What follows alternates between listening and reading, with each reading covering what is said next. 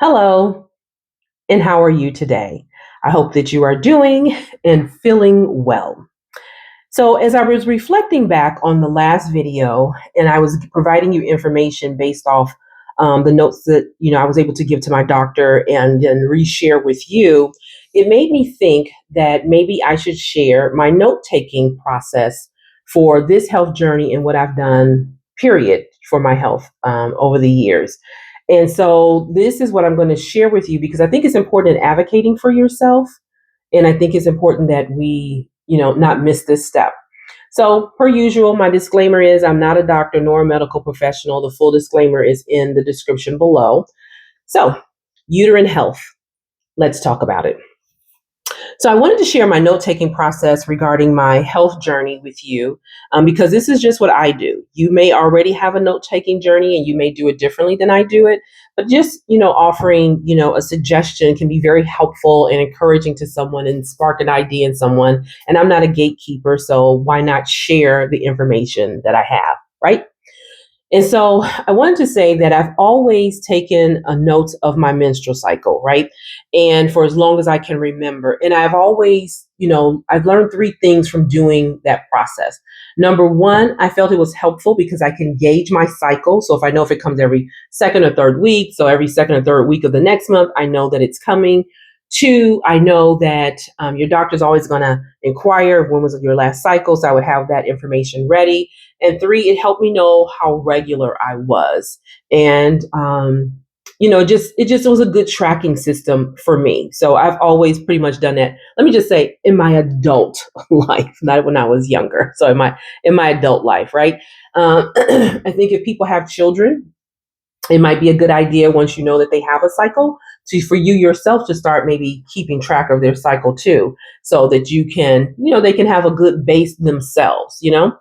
And so if you're a woman still having a cycle and you don't already have a note taking process, I highly recommend that you start one. I think it could be very helpful. And what I used to do rather, is that I would um, mark down the first day my cycle started and I would mark down the last day it started. So I used to have a paper calendar so I could put like a little asterisk, a check mark, or whatever you wanted to put there. That's what I did. And if I had any kind of symptoms, heavy bleeding, shortness of the cycle, cramping, or something that was different, I always put that there, back then. So the first system was a paper calendar. It worked just well.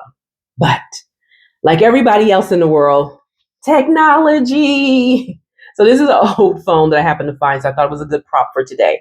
So I switched to technology, and we all have these cell phones, and on these cell phones, there's always a note-taking app. There's always some kind of calendar on here. I don't know why I'm looking at this because this thing is old and it's not charged, but there's always like a note-taking app and a calendar app on here, and it comes very good for your note-taking. And it made it very easy for me when I'd go to the doctor and they would ask, when was your last cycle? I would just scroll over here and go right here. So when I first started using technology, I would just use it on my note app. I'd put the year, let's just say 2020. And then I would put, January, I'd put the months there. And then when they came, I would just put the dates, beginning and ending. And then if I had some kind of notes, I'd put an asterisk, and then I would put the notes underneath the month that I was having any questions about. So if I went to the doctor and they wanted to know about my cycle, I was like, oh yeah, my last cycle was this, and here are my notes that I had, or any like little questions that I had. So I found that to be extremely helpful. And I'm going to say this: keeping track of your own health journey is a way that you advocate for yourself. And there's nothing greater than advocating for yourself, because you can't rely on medicine, doctors, someone else. You have to advocate for yourself because this is your body. So I just wanted to show, I got props. I got the phone. Now I got this prop. I just want to show one of the things that I started doing. So I switched from just regularly using the note taking app to the calendar app. Anytime that you have an appointment, you're going to write it in your calendar anyway. At least that's what I do. No matter what appointment I have, I write in my calendar. So I write my doctor's appointment. So what I do is I put doctor, and then I put the type of doctor I'm going to. And the reason why I do it like this is because if you're looking at your phone, you don't get the full you only get like an abbreviated of what that is. So doctor appointment, clean, let me see what this is.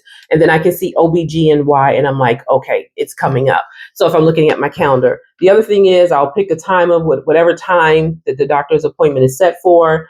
I always put, if you can see this here, I always put like the address, and I put the full address, including the zip code. I don't know, I'm detail oriented that way, but I just think it's good to have, just in case you may share a calendar with somebody and they say you're at the doctor's office, they'll know what doctor's office you're at, just in case anything goes wrong. So that is what I do. And here, I think this is a Google Calendar. And here I put notifications. So I like to be notified at least 2 to 3 days prior. And I just set it, you can set it to do notifications, or you can, where you get a pop-up on your phone, or you can do email. I do the pop-ups on my phone. So it lets me know 3 days before the appointment, and then it lets me know an hour or two. Depending on how far I have to go to the doctor, always determine how far in advance I want to be notified. So that's all the information I always put. Then you get to the bottom of this, and that's usually where you'll find like the note section or description section. And, you can write information about the appointment that you're having. So whenever I go to the doctor, I always put the doctor's full name here, because you may go into the doctor's office and say, hey, I'm here to see Dr. Joe. And which Dr. Joe? And maybe your doctor has a first name that you cannot pronounce, or maybe your doctor, you forgot the first name. Because that has happened, right? You just get busy and you're like, Dr. Joe, the OBGYN. Well, maybe there's 6 of them. So I'm seeing Dr. Jane Doe, right? And then here's the phone number. This is why I think this is so important, having the phone number here, because you never know what could happen. You're running late, an accident happened, and having that phone number there could be vital and key. So I always have the phone number there. Then I put what it's regarding, and this says annual exam. And then if I was having my cycle in parentheses, I would probably have put the date, so I could be prepared for that. Then I have any symptoms that I'm having lately to let the doctor know. And then I put my questions that I have as well. And, this is also a good space for you to write down any notes or anything else you want to put here. So everything is handy dandy right in your phone. When was your last cycle? You're at your phone, you tell them, oh, here's my symptoms. Here's some questions that I do have for you, doctor, because you're sitting on that exam table and, you don't have time to have your big dissertation book out, but you got your handy dandy phone or your wonderful apps. I say utilize what you have, if you want to, of course. So, I just want to say that this is a good thing to have. And although I do recommend the patient portal to you, a lot of times the patient portal will have an overview of what happened in your doctor's appointment, any recommendations, your statistics, like, your statistics, goodness, like your blood pressure, your weight, all of that should be in your patient portal as well. But just don't rely on that. So sometimes if I get a moment after I have my exam and I ask my questions and the doctor says something to me, you can do, these phones nowadays have talk to text, so you can write yourself a quick message if you don't have an opportunity to write it out quickly. This is what the doctor said, blah, blah, blah, blah. And you can keep going and then you can update it later.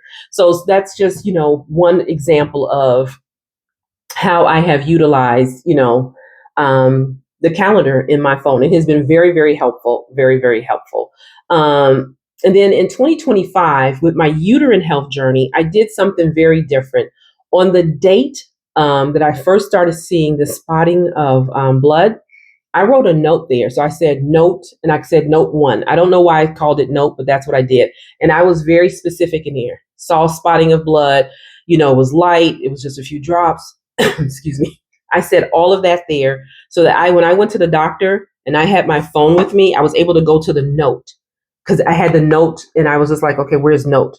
And then I had the note and I had everything listed there. So I was well prepared to have this, to give my doctor this information based off all the notes I took. I don't know why I called it note, but I'm going to pull that information off of there anyway. So, and it's very good to know that also, as a side note, the patient portal is very good for you to gather information and you to send notes to your doctor. So I would, highly, advise that you inquire as to who has access to the patient portal, because sometimes I do send a notice to my doctor and a nurse will respond. Not a problem for me, but I was very curious about who has access to all of my medical records. The people in the office do, but just so you'll know that as well. So if you send something that you don't want anybody to know, well, your doctor's going to put in the notes anyway, but I just wanted you to know that. So I also wanted you to know that I recently saw a video on one of the social platforms, and it was of a man, and he was at a doctor's office, and he had his cell phone with him. And so basically, he had his cell phone like this. So all you could see was his face, and you could hear the doctors in the background. So you didn't see them at all. So I'm thinking maybe this was his version of a note taking process, uh, doing a video and recording it. And so the doctor was insisting that he has a biopsy, and he said he didn't want to have another biopsy for whatever his choice and what his reasons was. He was advocating for himself. And he said something to the doctor, and he said, "Can you get the information you need from the procedure I had the last time I was here?" And she said, "Oh, well, let me see what happened the last time you was here." So, oh, excuse me. So when she went to look at his chart, she noticed that he had just recently had a biopsy, and he did not need to have another biopsy. She says, "Oh, you just had one. You don't need to have another biopsy." So to me, that was him advocating for himself. For whatever reason, he didn't want to have another biopsy. Maybe he knew he already had a biopsy. Maybe his note taking skills may have not as been as detailed as mine, but he at least had a note taking process to remind the doctor or to trigger the doctor to go look at his chart. And I saw some of the comments in there. I don't make excuses for people in medical profession. I don't know why she didn't look at the chart ahead of time. Maybe she had 100 patients in front of him and didn't have the time. That is why you having your own note-taking system is the best thing for you, because you are in control of this body. You are the CEO of this body, and you need to take proper care of this body. So we can't just rely, excuse me, on the doctors. So that was a lot. So lastly, I want to say that you can take the notes from, oh yeah, you can take the notes from your phone and the notes from the patient portal, and you can combine them and put them like in a Google Docs. You can put them in a Word document, so they're all there and dated in chronological order, so that you can have it for yourself. If you're sharing this information with somebody that advocates with you, they then can know all the updates and what's going on, what kind of medication you're on, and things of that nature. So if it ever gets to a point that you can't advocate for yourself, that document resides somewhere that somebody can get to. And then I think it's also a good thing too to have, we always want to leave our families with good things, but what is that thing called where people, their family tree, they trace their family tree? Why not leave a medical family tree for somebody? Mom had this, dad had this, and this, so your family can know as well. So that's just my thoughts, not trying to scare anybody or anything like that, but having your own personal health records in your own home, not just living out there, on a patient portal or on your cell phone, I think is, very vital, and, very much so priceless information. And so lastly, I just want to say, excuse me, I need some water. So lastly, I want to say that, you should treat your doctor's appointment like a business meeting about your health. As we know, going to the doctor is a business. Our insurance has to be perfect, this, and that, billing and all this stuff. So it's a business meeting. So you need to be prepared. And when I say that, have your agenda ready. You already know what the doctor's agenda is. The doctor's agenda is to come in, check on you, do the 1, 2, 3, blood pressure, your heart check, and that's their agenda. You need to have your own agenda. You can't assume that they have all of the answers. You can't assume that they read your charts before they came in, because again, not making excuses. We don't know what the doctor's schedule was. They probably see 100 patients a day. I don't know. And they may not have time to read your chart that much, but you can advocate and help them by having your notes ready. So, know your agenda. I'm going to the doctor, but I'm going to tell them about my symptoms. I'm going to tell them this. I'm going to tell them this. And I have questions. Know your own agenda.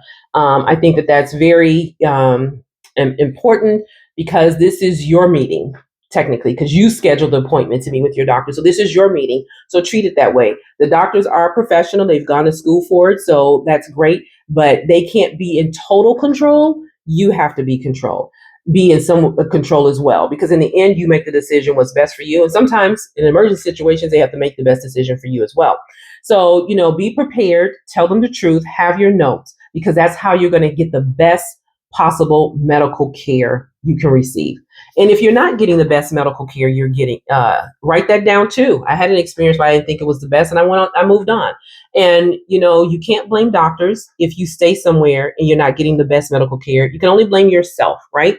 Move on. If you don't like a job, people usually pick up and try to go find another one. We don't have to be attached to Dr. Jane Doe. We have to be attached to whatever makes our body, because we're the CEO of our body and we need to make sure our company is healthy. Then you got to go to another doctor.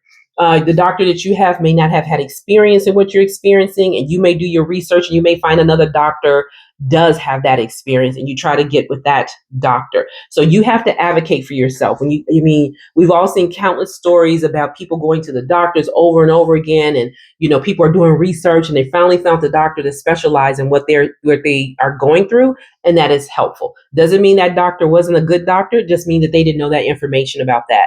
So as the CEO of your body, of your health, you need to make sure at all times that your company is doing well and is sustainable. So know your agenda and control the meeting as well too. And make the best decisions for your company, your body, So this is just, my, thought process.